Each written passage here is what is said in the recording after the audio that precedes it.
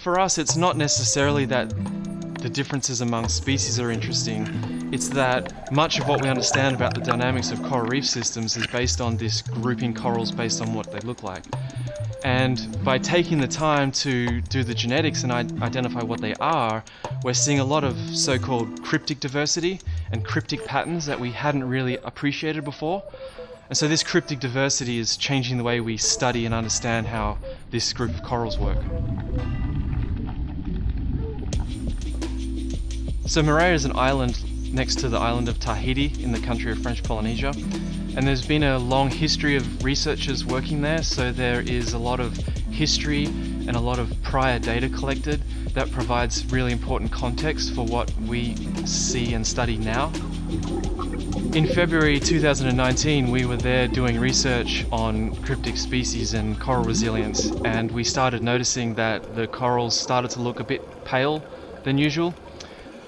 And then by August, our very first dive was really stark to see the difference from what we saw in February. And what we saw was that a lot of the larger corals were dead. They were quite bleached. When you think about the bleaching event versus what you see on TV, with these huge coral reefs, with all these colorful fish swimming around, all the colorful reef animals, including the coral themselves, to actually just see almost a flat, almost like a wasteland of just white, bone white coral.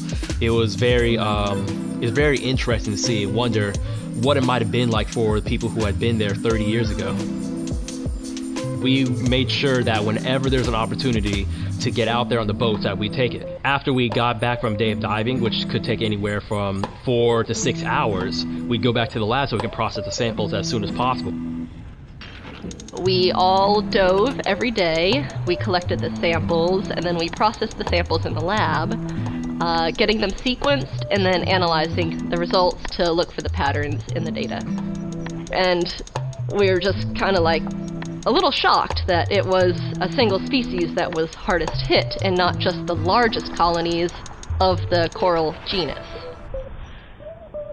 The good news is that not every species of coral bleached.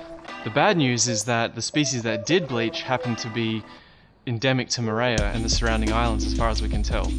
Because it shows that there is resilience within the coral community. Not all species die.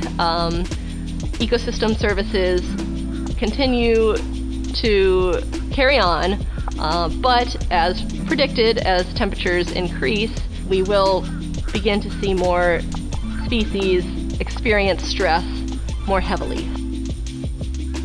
The other concerning feature is that with increased climate change, these differences among species won't matter much, because every coral will experience increased stress.